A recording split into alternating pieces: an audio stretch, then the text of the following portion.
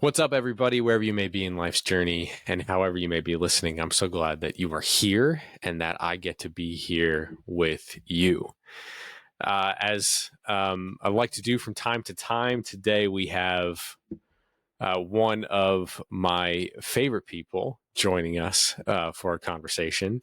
And that is really, I think we've been friends now for like a year. But over the last 2025 has been a year of just regular friendship and conversation and partnership. And it's been one of the best blessings of my 2025 so far to have Beth Carrell be such a part of my life. And I am really excited to share Beth, her personhood primarily, and then the gospel that God is writing through her life with all of you. So, Beth, it's good to see you. You too, Jack. Great to see you. I just saw you. We were just in group together, and just having a conversation in our processing group.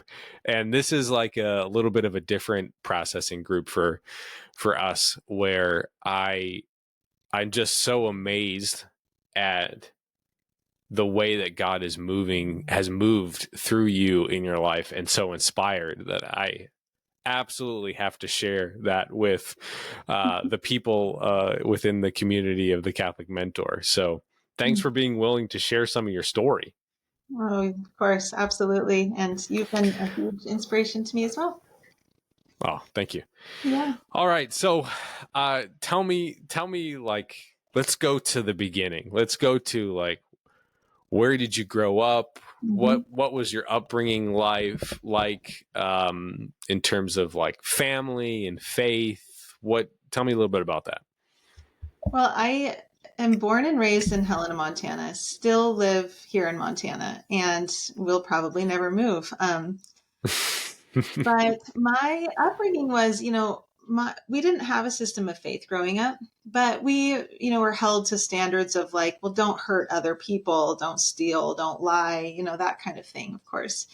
But just having no system of faith, I remember like early on having those experiences of truth, goodness, and beauty and seeing like, yeah, there's definitely something more that my parents are not. They either don't have access to or don't know about. But I had that sense that there's got to be more to life, than just, you know, living well and then dying, I mean, and there was no explanation of life after death really, but I was very interested. And so I always, I felt like that spiritual transcendence from a young age.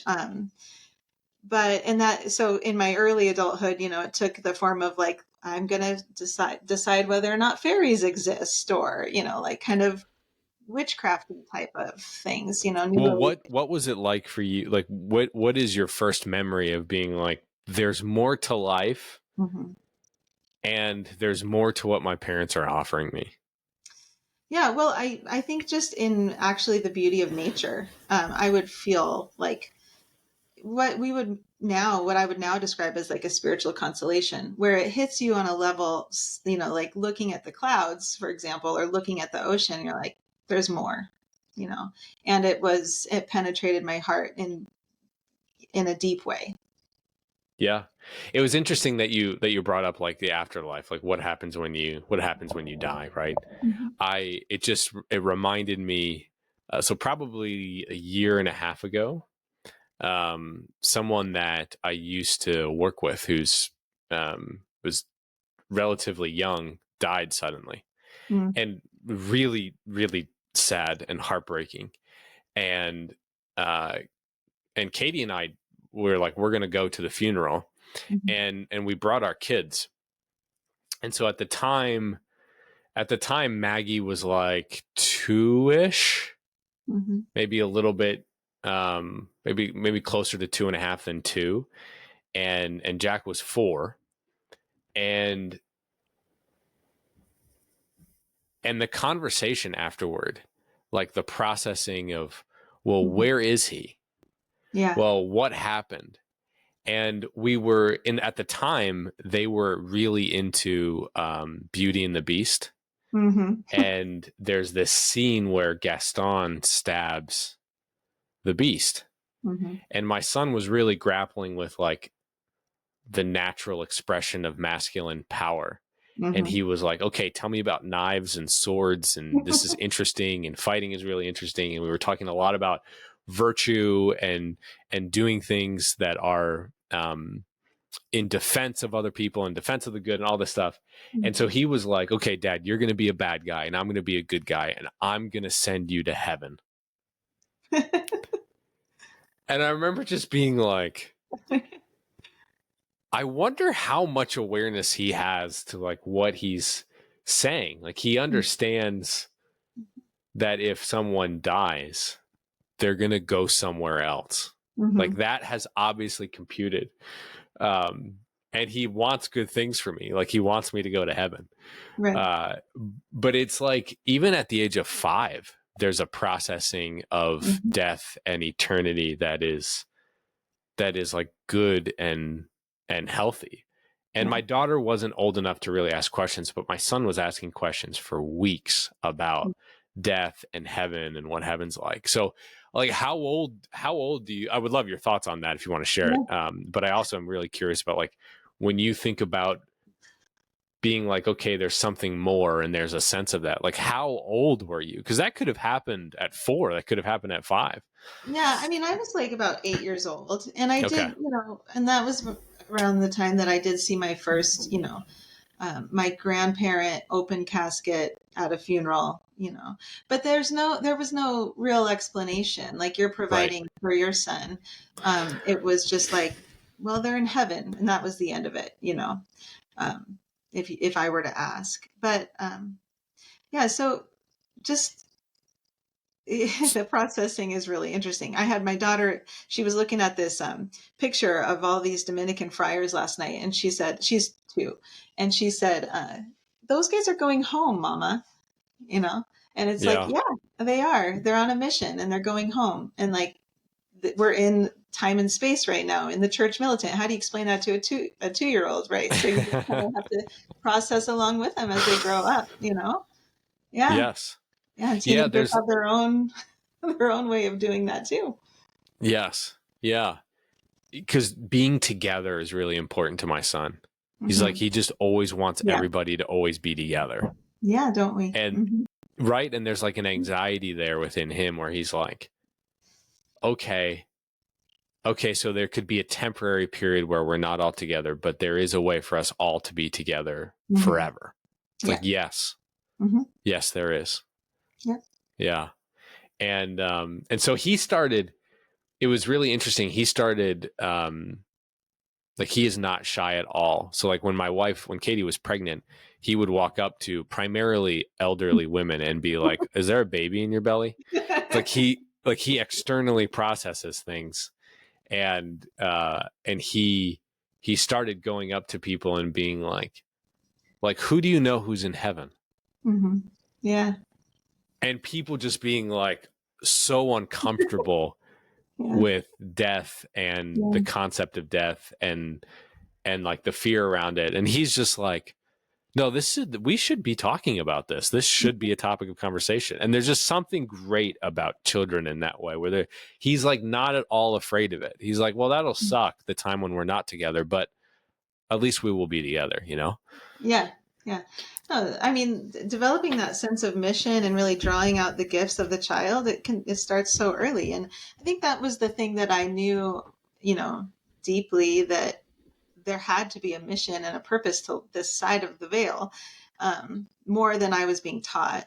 But I remember like being in like maybe second grade, and somebody in the bathroom is like, it was at school, and I went to public school, of course, and they were like, well, Jesus's birthday is coming up.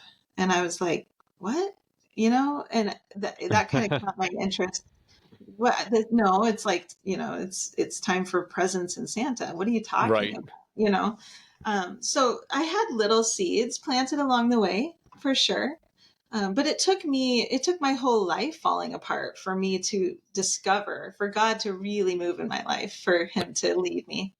So you had started talking before I interrupted you to talk about death and funerals and heaven. So you were moving in the direction of like witchcraft Mhm. and that type of thing. So what age was that, and like how long did that last?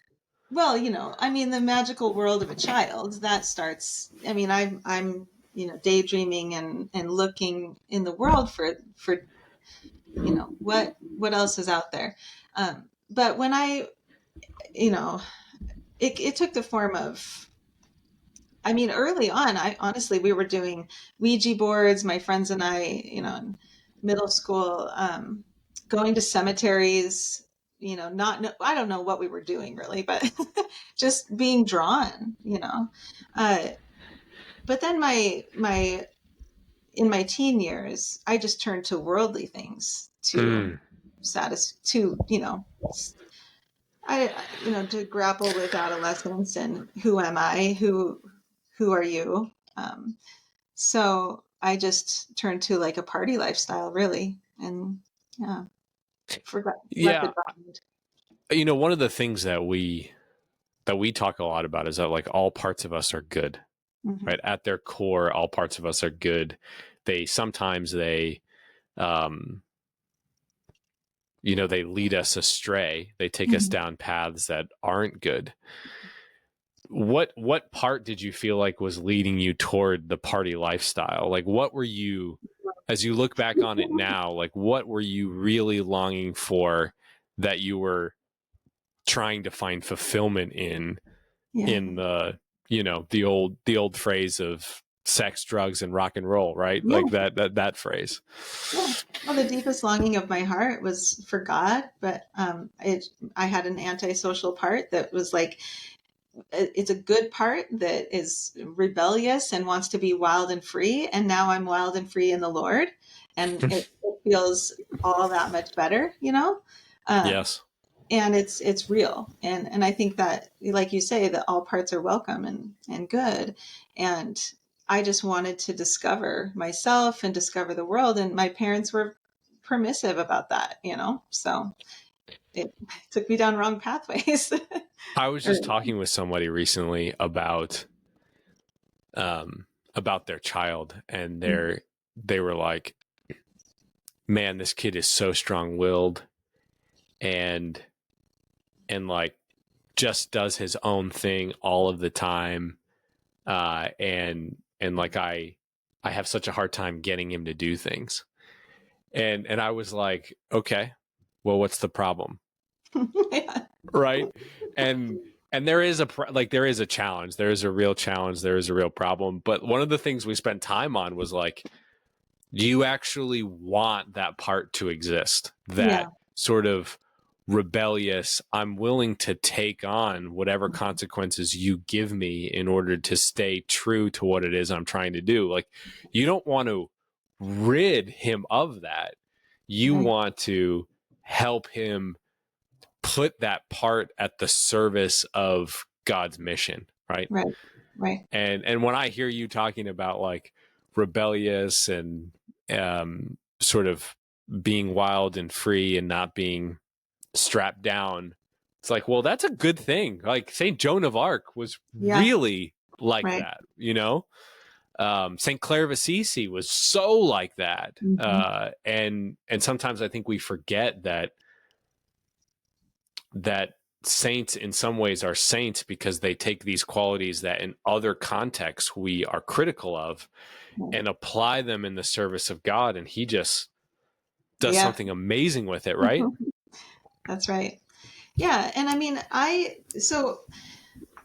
got pregnant in high school, you know, Yeah. um, and I mean, it was kind of weird. Like So it it was a was, big deal. You're yeah, yeah. that was a huge deal, but it was just insidious, like this whole safe sex, narrative, Mm, like, and I didn't have any formation around, what sex was for.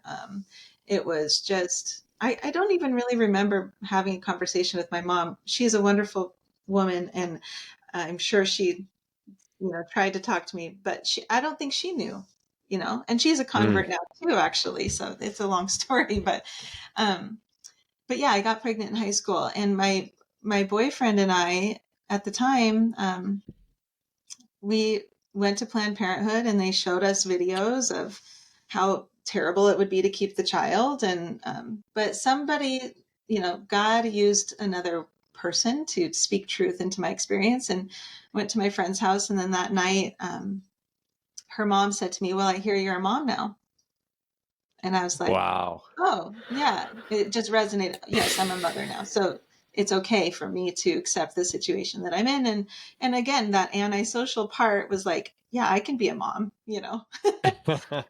Yes, we're So going to do this. think So, about how good that part of you is. My yeah, goodness, then, right? yeah. Yep. Yeah.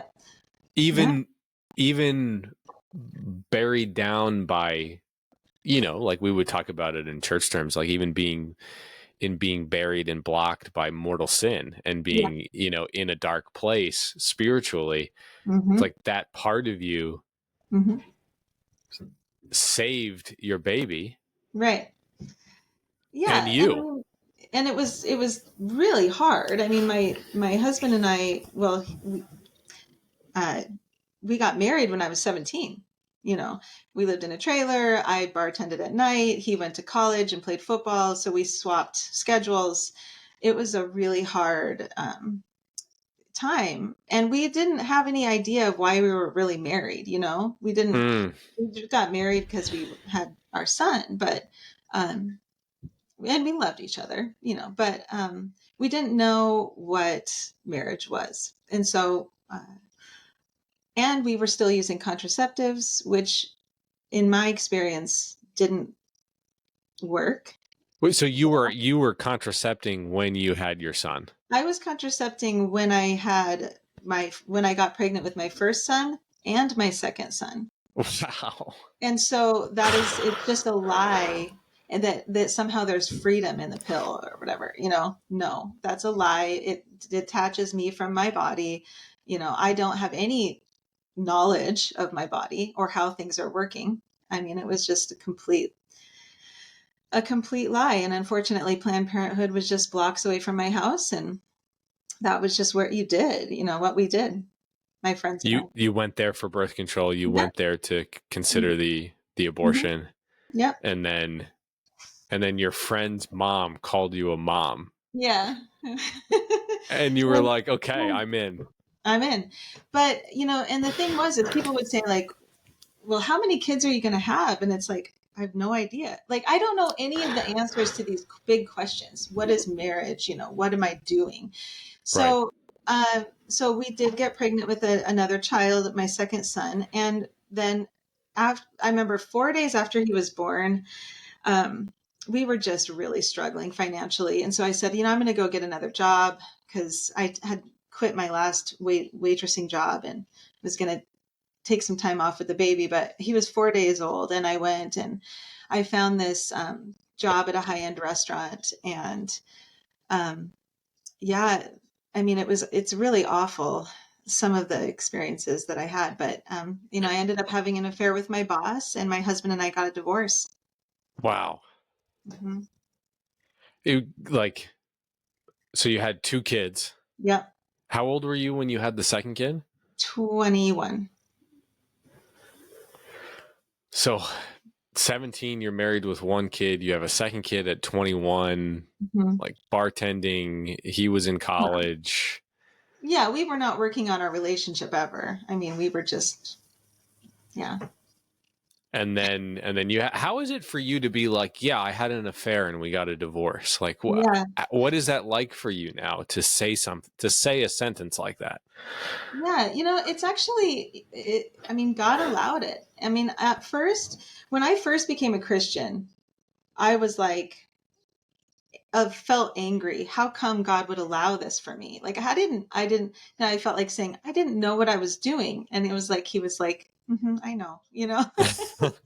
And so, I mean, yeah, there's a level of shame, right, that comes along with these really horrible experiences. But I also just have to see that, like, this is the part of my story that God is redeeming and resurrecting for a reason. And there's so much meaning in it. And, thanks be to God that he did Sorry. Oh, that's okay. I Can could you hear hear that? I could hear the car briefly, but that's okay. Okay. We'll have to edit that. So uh remind me where I was at. So God is redeeming and Yes. resurrecting these Right. shameful memories, Right. or memories that at least Well, held shame for you. well, I after I insisted on a divorce, I lived just a completely hedonistic lifestyle. And my parents they've just always been so, you know, they also didn't know what they were doing. They wanted to provide and help me. So they would take care of my kids. They really just they didn't like they supported my affair. They supported my divorce. It was like they just didn't know what they were doing. So anyway, I just hit bottom eventually. You So know, when Jesus says, "Forgive them; they know not what they do," you're yeah, like, yeah, "I'm there." I'm there. Yeah. And when the like Mary Magdalene is brought, like, Hmm. in the caught in the, you're there, like you're Yeah, right there with her. right there. Scripture is like so alive for you then when you hear passages like that, right? Like there Mhm. has to be in some ways a greater depth because you're like, I've literally been there. Yeah, 100%. Yeah, Yeah. Okay. So you're 21 yeah. and you are having an affair with your boss Hmm. and you get divorced at 21. Yeah. Okay. So Hmm. is that rock bottom or is there another bottom? No, no, I started just, partying on the weeks because we did like week on, week off with the boys. And so my husband would have them for a week and then I would have them for a week. So we just, when I was not parenting, I was partying.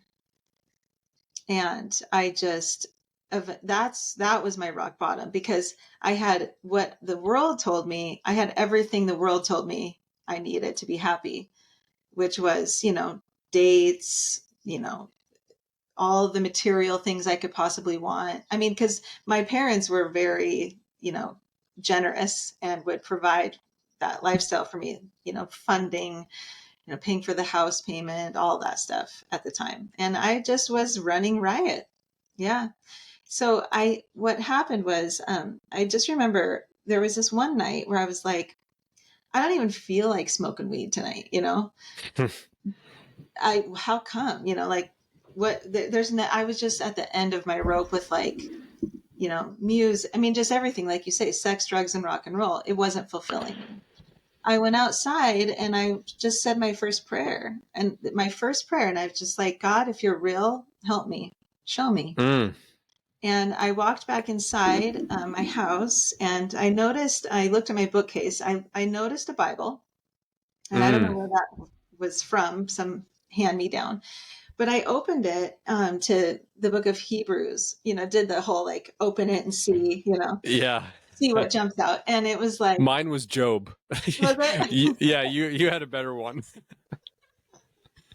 And it was like, the Lord treats you as sons, endure your trials as discipline. I will make your path straight. And I was like, okay, I need a father. I need that, and it just resonated with me. And I just felt this newfound joy in my heart, just so deeply. Like there is more actually. And I mean, it was Wow. totally a spiritual consolation. I felt it in my heart.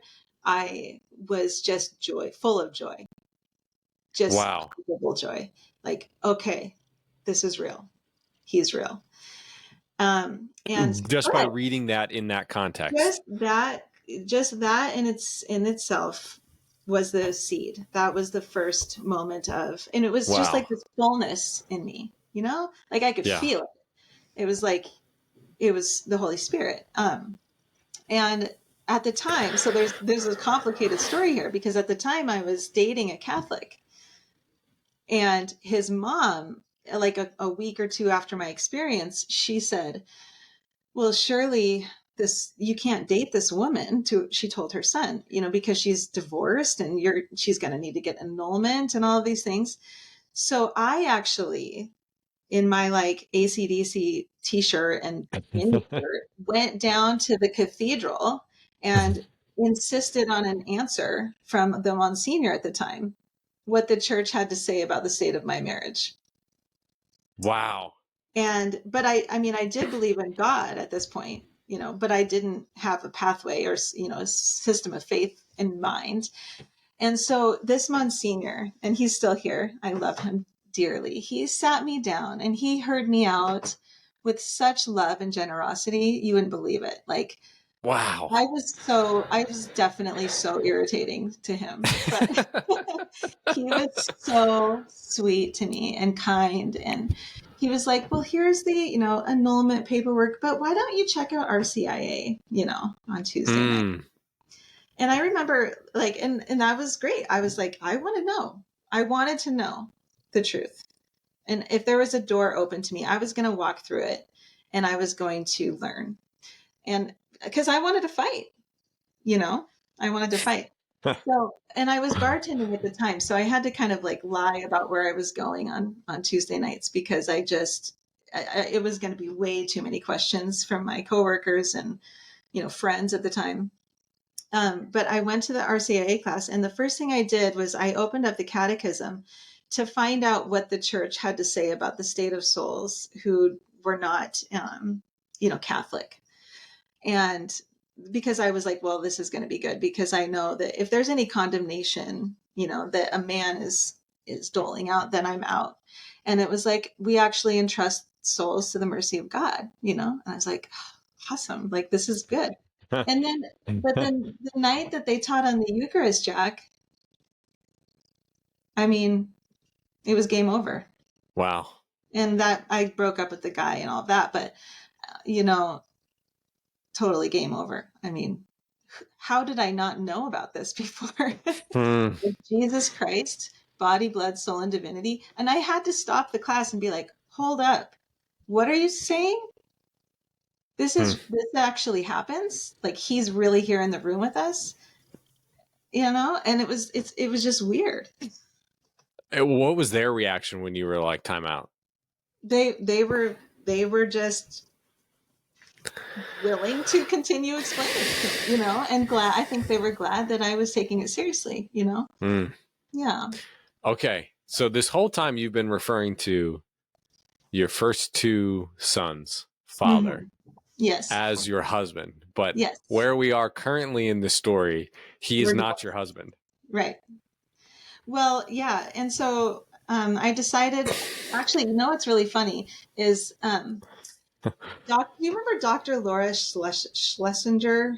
She used to be on the radio, Dr. Laura. She had like this show. She was really like, um, just really fun to listen to. But she was like, that's your husband. She had this episode where it was like, that's your husband and you need to reclaim your husband. And it resonated. And I was like, okay, I'm going to do that, you know? Who was she talking to? And she was like, you're, She was talking to some divorced woman or something like that on the yeah.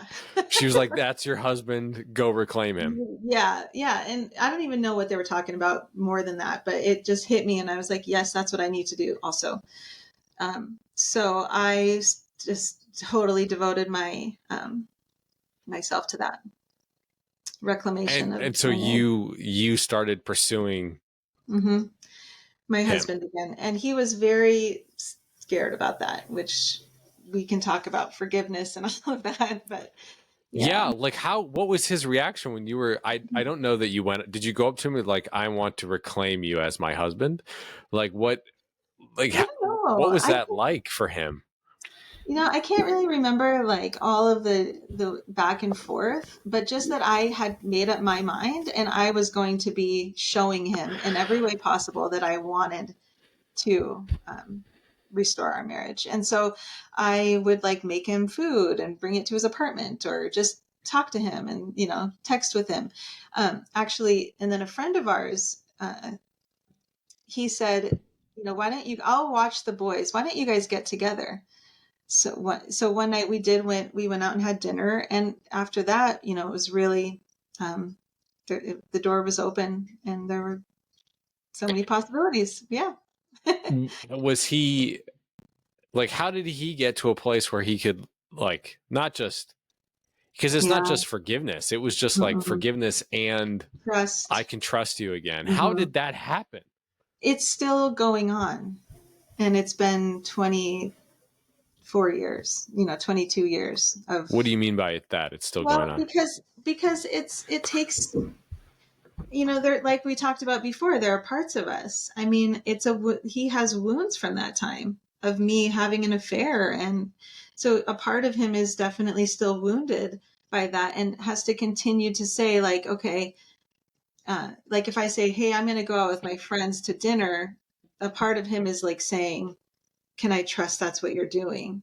Even now today, and it still is something we have to always, I have to be very conscious of and caring about. And he has to be, we have to talk about it.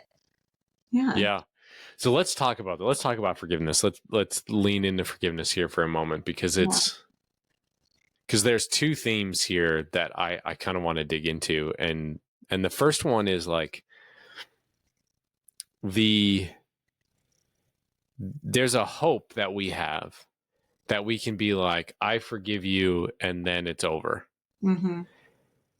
But forgiveness, like when we're wronged, like really genuinely wronged, um, it is a process that we have to replicate over and over and over again for the rest of our lives. So, like, one of the things I was thinking about with you and forgiveness is like, what makes forgiveness so hard? And I think that's one of them, right? Mm-hmm. It's not like I have a scar on my finger because I cut up my fingers accidentally, right? Mm-hmm. It's like all they had to do was sew it up once, and Mm-hmm. that cut has never reopened. So it's really easy to fix. When you're asked to forgive someone, though, it's kind of like a lifetime commitment. To Mm-hmm. me, that's part of the reason why, like, even if we don't explicitly understand that, I think there is like an implicit unconscious understanding that if I say I'm going to forgive you, I'm committing to that for the rest of my life, and that is like daunting. Yes. What do you think about that? What do you think about forgiveness just being really hard? Yeah, no, I think that that's 100% true, that it's a lifetime journey. I mean, for us limited humans, of course, we're going to still at times feel angry at the injustice that happened to us. You know, different triggers will cause that to come up again. And that's why it's a cycle. That's why it's developmental. That's why at times we feel, sad about the injustice. At times we feel angry about it. At times we feel like we accept it and we're okay and we're at peace. But it just takes, I mean, I don't know when you've arrived until the next world. Yeah. Yeah, I remember talking to my dad about this once because my grandfather, his dad, uh, like he made some poor decisions in his life, and and decisions that were painful for my dad, but also painful for my dad's kids, for me and my sisters. And I remember my dad being like, I had felt good and at peace with my dad and with my grandfather, and I felt like I'd forgiven him and let go of things. And then you guys started having kids, Mhm. and I became a grandfather, and I felt the love that I feel for my grandkids, and remember what he still chose to do, and it's like it came back again. Mhm. Yeah. And there's this sort of relational pattern that unfolds, Yeah. right, where you're a different person now, but it's a replication of the same context that lent itself to like you going and being unfaithful, right? Right. And so there's like a replay of it, Mhm. and it's a different context, it's a different, but we still experience it internally. A part of us still experiences it as the same thing, right? Right. And so we end up having to do it again and Yep. again and again. Yeah, go ahead. Yeah, no, so that's why it's a lifelong commitment and why it's in marriage in the context that, you know, my husband Nick and I have to continue to go through. It's like, even if I see him doing things that I used to be, so hurt by when I was 20, like if he's, playing his game too long, he's doing really well at Farming Simulator right now, by the way. He's a really good gamer, and it's his hobby, and it's like it's his recreational time, and it's great. But if I notice that it's like too long in my mind, or I'm being ignored, it does bring up like a part of me that has to be like go through the whole process again, of I need to, what do I need to change to stay in this relationship? And I need to not do the same things that I did in the past, right? These new ways of relating is, really vulnerable and Mm, on both sides. And so, um, he has to do that, if he notices I'm sort of withdrawing or socializing, I mean, he even like when I'm like, Jack and I are going to do a podcast, right? It can bring up, well, who's Jack? mm, Right? yeah. You know, because of that awful, horrible wound that we've experienced. You talk about forgiveness as like a process. Tell Hmm. me about that. Like, what is a process for someone who wants to forgive? Like, what is a process for forgiveness? Well, what I do and what I like to think about is like honoring the emotions. I mean, the emotions are telling us about your experience. So it's like if I'm angry about it, I need to be able to process that. So processing the feelings that are going along with the things that you've been hurt by, and it just there's no final.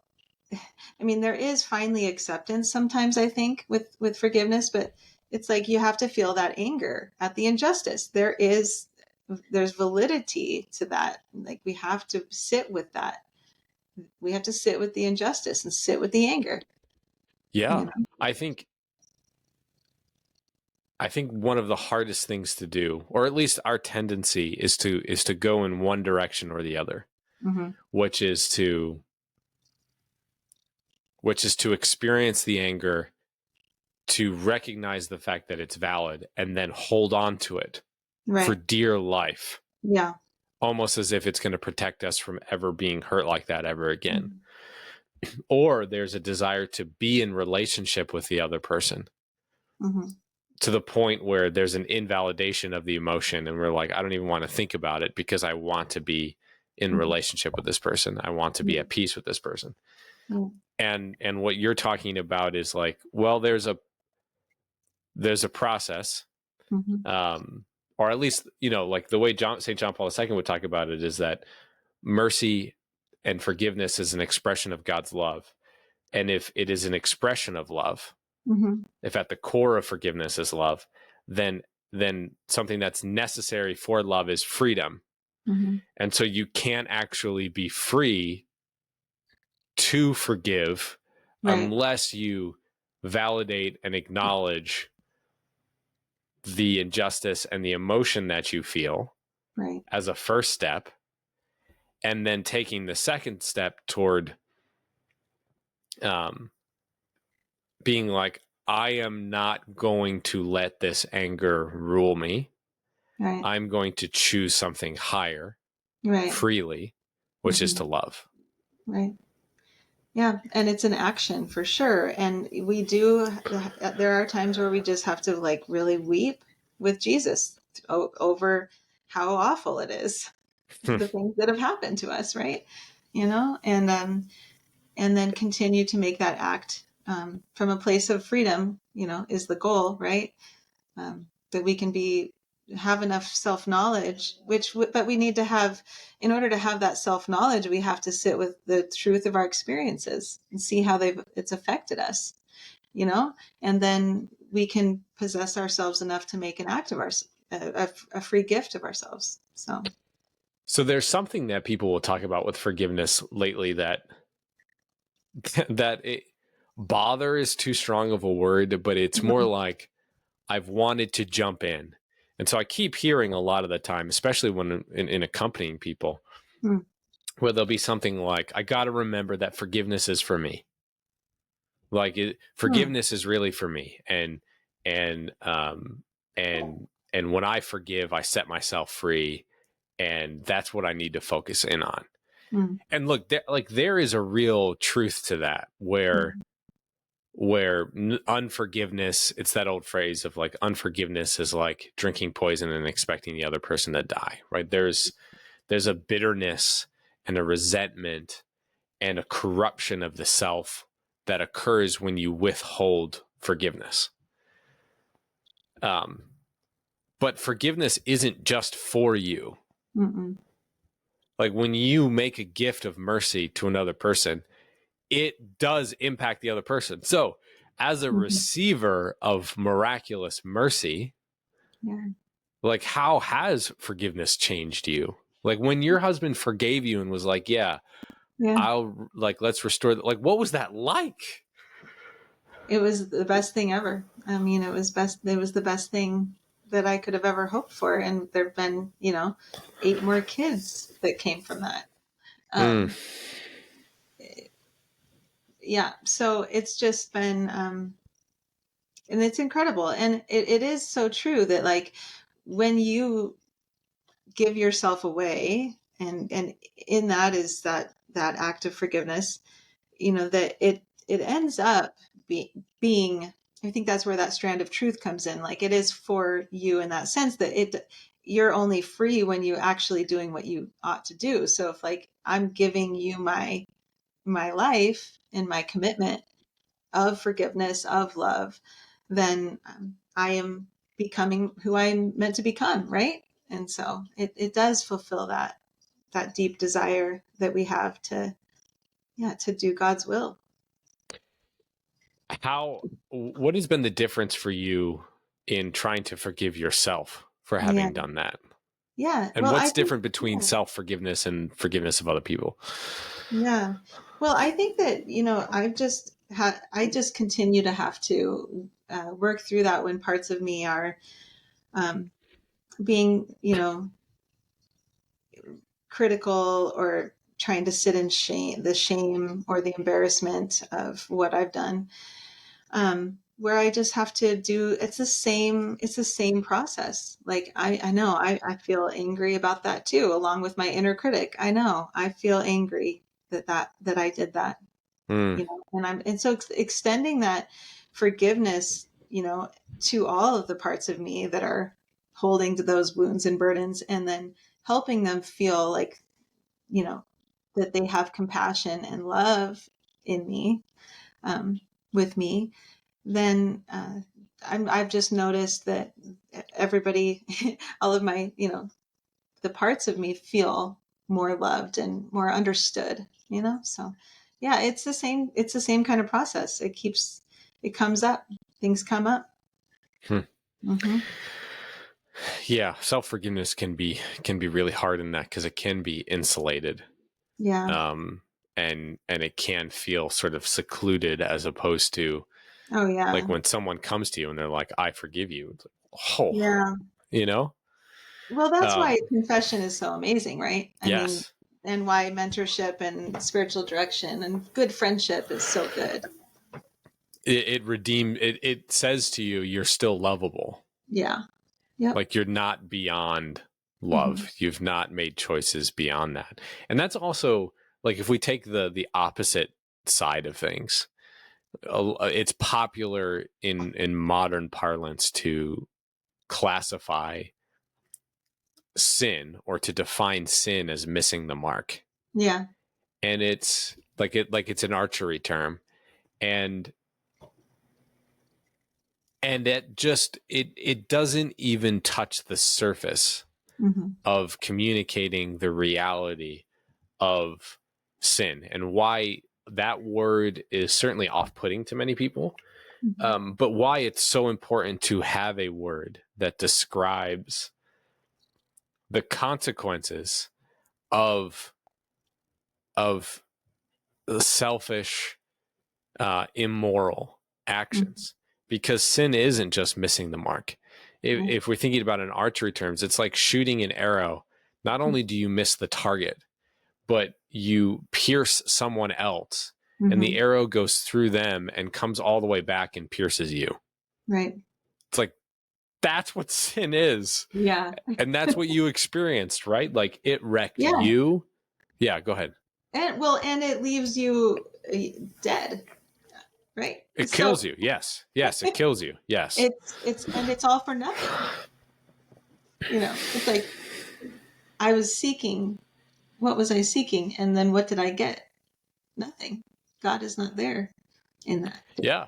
C.S. Lewis talks about this. He's like, if we apply it to you, it's like, okay, well, um, someone might say, well, I bet the sex was really pleasurable, right? Mm-hmm. And you might be like, yeah, but guess what? Um, Grace and sin work backwards.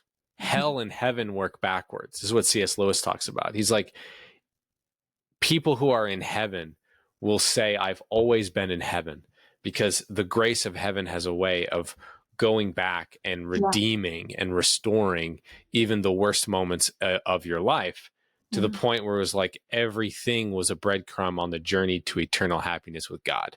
Yeah. And he's like, hell works in the same way, where hell works backwards and robs even the pleasure you had in the Mm-hmm. moment of sin, because everything gets turned into the breadcrumbs that led you to eternal pain and suffering. Right. Therefore, it turns every component of your life to hell. Yeah. And it's like, that's what we're dealing with. Right. It's not just, oh, I think that's bad for you. It's like, Mm-hmm. no, I don't just think that's bad for you. I think that's literally going to come back and destroy every good aspect of it if your life doesn't turn around. Right. Hence why I'm going to say to you, even though you're uncomfortable with it and it feels judgmental, that I don't think it's good for you that you have sex with your boyfriend. Right. Right? Like, Right. that's what we're talking about. Yeah. Yeah. It is. And taking that strong stand, also, just, I mean, we have to do that in this culture right now. We have to be able to speak the truth about that. And then, but along with that, we don't ignore that, our Lord is not scandalized by our sin, and he just wants our trust. I mean, that is, it's about what are we doing to our own souls, and so, yeah. Yeah. Yeah, truly. Yeah. Okay, so I mean, we fast forwarded through a lot, but like, Yeah. you reclaim your marriage. Mm-hmm. Your husband forgives you. You legally restore the marriage. You were never not married in the church, but you legally restore the marriage. Right. Do you guys do? There have been priests debating about that, but we did get the convalidation just to be sure. Yeah. Okay. Yeah, that happened. There was a mix up in the way that the person who baptized my son, my youngest, and they Wow. were like, well, let's do a Just, conditional one. yeah. Let's just do a conditional one. Yep. It's gray area. Yeah. Okay, so you get it convalidated in the church. You do the legal thing again. Yeah. Your marriage is restored. You guys have 8 more kids. Another aspect of this story is that that he had a child with another person. So part of it was bringing in Yes. another child into the context that wasn't your child. Right. And you guys start a business together. You guys do in-home daycare. How long were you guys doing in-home daycare together? We did that for about 13 years. Okay. But the thing is that like we had to figure something out to where we could not have our schedules conflicting, because I would always work nights, bartending, waiting tables, and that was good money, but it had to give. We couldn't keep that up. Yeah. So then you decide that you're going to enter into the Catholic psych model for applied personalism training after 13 years of a really successful small business of in-home daycare. Yeah. And you tell me about that. Like, why did you decide to do that? Like, what was God saying to you at that time to be like, hey, let's take this leap, let's do this? Well, honestly, Jack, it was similar. It was a similar experience to how I felt when I came home to the Catholic Church. You know, what I found at Catholic Psych was just what the world needs for healing, for our psychology to be, you know, seen and honored and not ignored.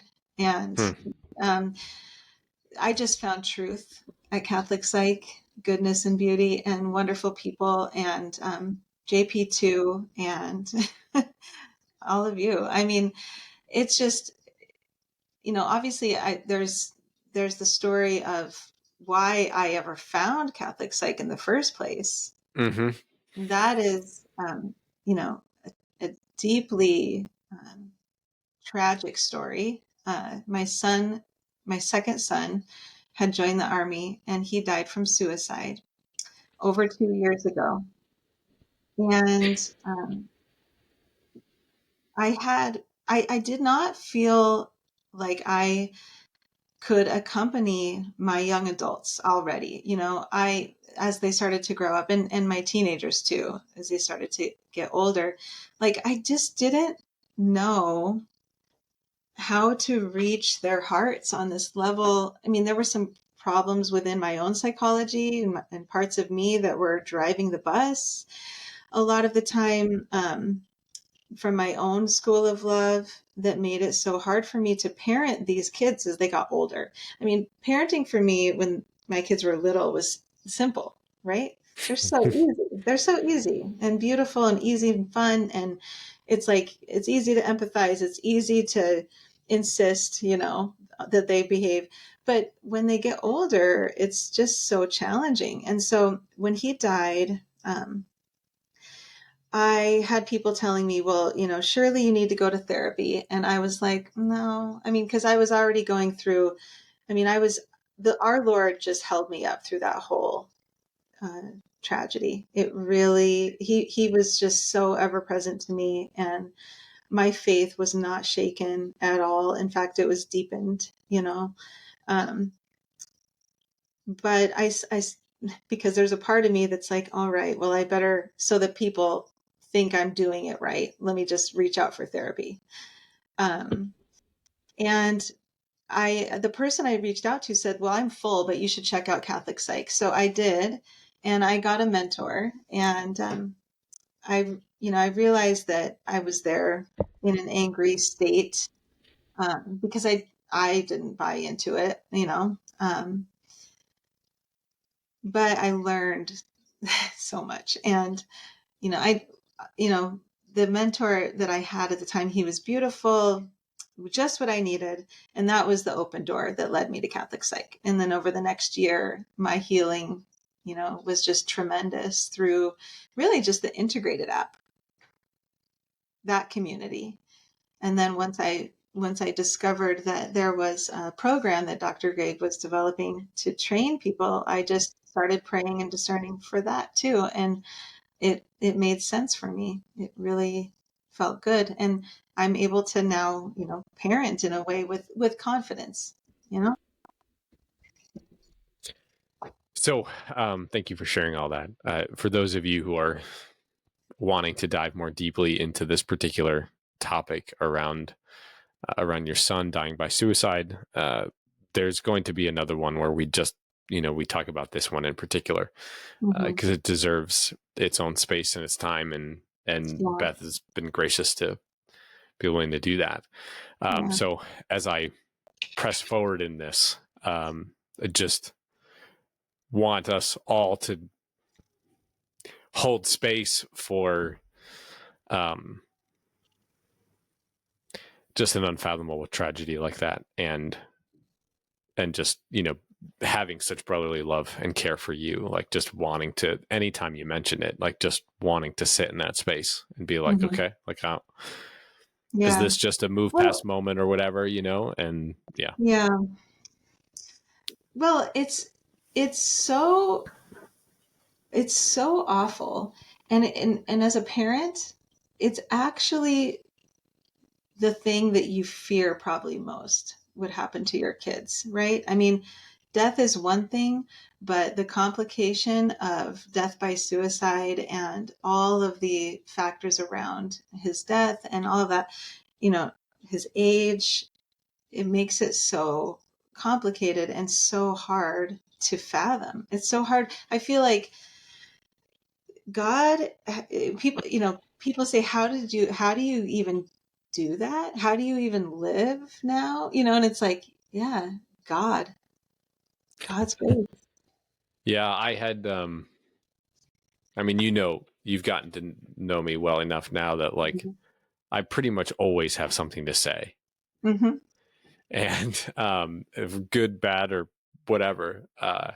And I remember being with someone who's close to me, whose son died at the same age that your son died, and he died from a heroin overdose. Mm-hmm. And it was like 2 or 3 years after that, after he had passed, and I think it was 2 years, and I had just come into the church, so it was like a family topic where Mm-hmm. everybody was aware of it, but out of respect for the difficulty that caused to my family, like people weren't really talking about that. And this person, she and so my aunt and another aunt of mine, they had a bit too much to drink, and they were talking, and they were just like, I'm Catholic too. And they were like, we're all Catholic. And I was like, what is happening right now? Like, I don't, it was uncomfortable. And at that point in time, I was like a bit confrontational. I didn't really know Mm-hmm. how to like hold Oh space yeah, for people, yeah. and I was like, are you? Are you? Mm-hmm. And I wasn't even well formed, because it's like, once you're baptized Catholic, you're Catholic for life, Yeah. right? So I wasn't even like fully formed. I was like, are you really? And and my one aunt was like, yeah, but I don't go. Mm-hmm. When you lose your son, how can you accept a God who would allow that to happen to somebody's Mm-hmm. son? You know? Yeah. Yeah. And I was just like, and I have just thought about that moment like ever since. Like a couple of times a year it will come across, and I'll Mm-hmm. reflect on it and be like, I wonder if there was anything to say in that context. Um, I wonder if there was anything meaningful there. I wonder what would be the thing to say. Mm-hmm. And the only thing I've thought of is like, well, I know people like Beth Carrell who have made a different choice. Yeah. So Yeah. you could have made a different one. And I don't judge you for making the decision that you've made. But I do know that it's not inevitable for you to have made the choice that you have made. And I think your life would be better if God was with you, rather Yeah. than you not having him. So how do you respond in situations like that? Well, I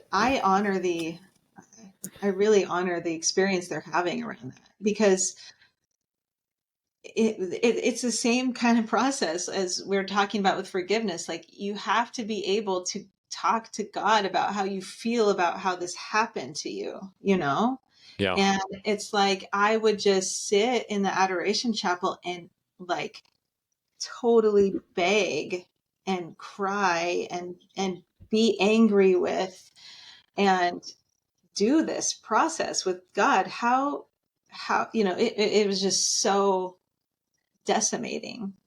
And so I see and I get it, and I understand how it could be that you're going through something where you just want to completely reject the creator who allowed this to happen. I mean, I can understand a part of you feeling that way, but and then hopefully we could work toward the truth that where else would we go? You have the words of eternal life, and we're Hmm. safe in your hands. I mean, you who search the depths of our hearts, you who created every hair on our head. I mean, where else would we go? Where else would we Yeah. go? I I was at the airport a couple of months back, and I was scrolling, and within a minute of reading this article, I am like in the airport weeping, and I'm even just thinking about the experience, like tears are coming to my eyes. And I read this story of this man who he was married, and he had his wife. They found out that she was pregnant with their first child, and she had grown up in California. They were living in New York, and she had grown up in California, and so at the end of the first trimester, they had booked a ticket for, at the end of the first trimester, she would, when she was feeling better, she would go to California and like do a baby shower and celebrate with her family and her friends and all this stuff. And they got up the morning to go to the airport. It was like an early flight, and there was like a horrible flat tire, like so bad that they missed her flight. And the phone was ringing when like they pulled into the house, and he like answers the phone, and it's his dad. And his dad is like, what flight was Sarah on? And he's like, it was this flight, but she's with me. Like, we had a flat tire, we missed it. And he was like, her flight just went into the North Tower of the World Trade Center. And he's like, turn your TV on. And he turned it on, and then his dad's like I'm suiting up, like I'm going down there. And his dad was a retired policeman or firefighter, one of those two. And he's like, I'm going there. And it was like, I love you too. And his dad didn't come back. His dad died. Like a couple of months, maybe like 6 to 8 weeks, something like that, they found his body. And the guy who was writing the article is the guy. And he's like, I was so mad because I had tried, he's a deeply devout Christian. He's like, I had tried to help my dad accept Jesus as his Lord and Savior, and he didn't. And I was so mad at God that he took my dad before he could accept Jesus as a Savior. And I like, I would go through the motions of my faith, but I was like really resentful of what happened. And then 2004, like, he's sitting in his house, and he gets a knock on the door, and this woman holding a 3-year-old boy like opens the door, or is on the other side of the door. And she's like, are you so-and-so? And he's like, yeah. And she's like, is this your father? And he's like, yeah. And she goes, well, I was in the North Tower and I couldn't get down myself, and your dad pulled me out of the towers. And as your dad was pulling me out of the towers, like, I just want you to know that, like, your dad, he saved my life. And I also just really feel called by God to tell you that as he was pulling me out of the towers, we talked about Jesus, and I shared the love of Jesus with him, and he accepted Jesus as his Savior. And I know he died, but I just really felt like God wanted me to tell you that. Yeah. And the guy is just like, like, he's writing that, and he's just like, God gave me his eyes. And I don't know why I got that gift, but like, God gave me his eyes. And when we can't see it, it's like God brings all things into harmony in ways that we could like never even fathom or understand. And it's like the faith that takes, because who gets that? Like, who gets that gift? It's like unbelievable, and to have been so far away from his dad's final minutes and then to be so close to them is like unbelievable, and it just requires so much confidence and steadiness that like he's a good father, and Yeah. it's like a heroic faith, you know. Yeah. Well, and I mean, God sends so many friends for us, like obviously Saint Faustina, in my case, has been like one of my best friends, since my son died. Um, Say more about that. Why has she been one of your best well, friends? well, she, her diary um, is beautiful on so many levels, but to talk about how much, well, our Lord gave her, she's the secretary of his mercy, so he's showing us through her how much he does to try to reach us, to try to help us, to love us, to share his love with us. Like, we can't conceive of that. Hmm. We can't conceive of his mercy, of how Hmm. deep his mercy is, Hmm. and not only, Saint Faustina, but really like even Father Chris Alar, the Mm-hmm. I forget exactly what his title is, but Yeah.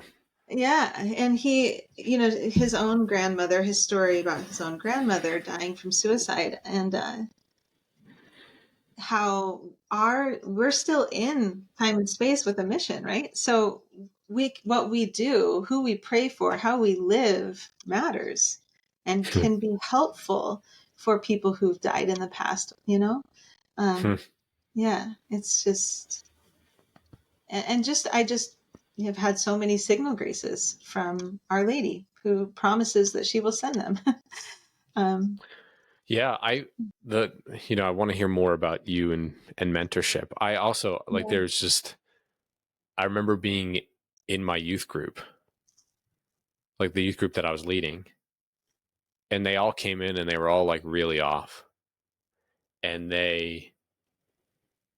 I was like, "What's up?" And they were like, one of our students died by suicide. So one of our classmates died by suicide. And we went, like I went through like, I'm so sorry, like how are you guys doing and all this stuff. And they didn't want to talk about that. They were like where is he? Yeah. Yeah. And I remember walking through with them like the criteria for mortal sin Hmm. and the necessity of freedom being a part of it. Right. And being like, therefore I don't know. Hmm. Hmm. Yeah. And it being like, for the people who were faithful, for the teens who were faithful, that answer being like, okay, Yeah. he's not beyond the mercy of God, Right. and it was just like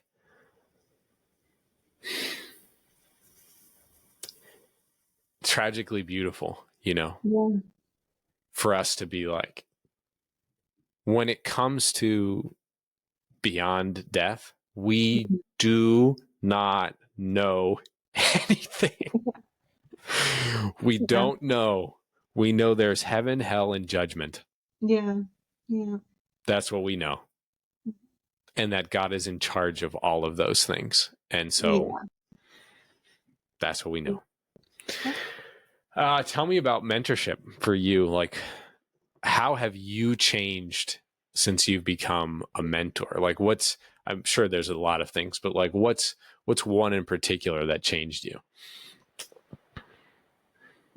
That's changed me. or changed Yeah, about I you? I feel like I've just become more myself to be able to Hmm. walk with people in a more meaningful way. I mean, I've always, you know, in the when my husband and I were running the daycare, it's like I'm just like right there with the parents, like I see Hmm. you, I know, it's so I have no problem entering into the experience of other people, but now it's just so much more meaningful, to be able to really be a helper, not just a Hmm. friend, but to really be able to lead, to be there to accompany people mean, God is the agent of change and they're doing all of the work, Mm. but that I get to just like be there and watch them actually change. It's Hmm. so, that is what's so cool because, in my other life, my normal life, like I see bits and pieces, but that's not the frame that's not the hat I'm wearing. Like you and I, Hmm. Jack, we're friends, Right. and brother and sister and all of these things. And Right. um, it's like, but I'm not there to like take you from here's my pain point and like be with you until I find freedom every day. You know, it's so uh, rewarding. Hmm. Yeah. What have you seen about being on the side of mentoring other people? Like, what is the experience like for you to walk with people? Um, Gosh, it just feels like it's what I'm meant to do. I'm not really sure how to answer the question. Um, how would you answer that question? I've never felt bigger or smaller in my entire life. Like, Interesting. Yeah. bigger in that it Yeah. feels like Mm-hmm. this is, at least for this season, this is what God has put me on this earth to do. And there's Oh yeah. there's no bigger feeling than being at peace in that way. Yeah. I spent so many years being like, I'm just doing this thing now. Yeah. I don't think I'll always be doing this thing. Mm-hmm. And this being like, there's no inner tension. It's like, this is Yeah. this is where I'm supposed to be and what I'm supposed to be doing. Yes. And Yes. then I've never felt smaller because like Mm-hmm. there's been a real blessing for me in some of the things that not everyone, but there's been a real blessing for me in some of the things that people have said about Mm, what the experience of mentorship has meant to them and has meant yeah. for them, and the transformation and the positive impact on their life. Mm-hmm. And when they do that, the detail Mm-hmm. that they describe it at, and Mm-hmm. like when you did this and when you said that, Yeah. I've never felt smaller because I'm like, Yeah. not Yeah. me. Not me. You're not Yeah. pointing to me there, like that. I don't even I don't even remember that, or B, Yeah. I thought I was just sharing something innocuous. Anytime I share something I think is going to be profound, it doesn't land. Um, like Right. That's I feel like beautiful. I'm in the passenger seat, Yeah. and God is driving this, Yep. and to be a witness to His miracle is like Yeah. unbelievable. Yeah. No, and I think that is so true, and I love how you put that. And it does make life so full when you actually land in a place of employment or whatever you want to call it, where you can provide for your family, but it's that meaningful, and the actual work is like constant conversion for you and for me. That's what we're called to, is like working on ourselves mainly and our Yes. relationship with God in order that we can be that for others is so special. Yes. And this is the other thing. Like I, other, I have not heard many therapists say that. When I'm like, hey, how's it going for you? They'll be like, yeah, well, I've seen this improvement in this person, which has been really cool. And that improvement. It's like when I talk to other mentors, it's like, I was witness to this miracle. It's like Yeah. there is just something really powerful that's taking place. Yeah. And like, look, I know you, I've spent time with you, like you're a highly skilled clinician.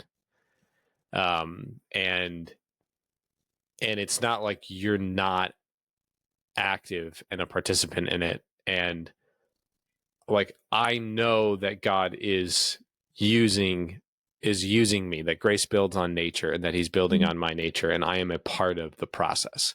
And that me not trained would be causing so many more obstacles and problems to grace abounding, you know, Right. that it's almost like our training has been how to become translucent, you know, Yeah. like how to actually be a conduit for grace in a way that is the least, that creates the least amount of friction and obstacles, Mm-hmm. and relational transformation starts to take place. And it's like, I need the training. I need to be able to know when to speak, when not to speak, when to challenge, when not to challenge, Mm-hmm. when it's time to be really directly loving based on my understanding of the human person. I'm able to target those in a different way. But Right. like this morning, I was praying about someone I'm walking with, and I'm like, I know I can't do this. Like, I Yeah. know that you need to do this.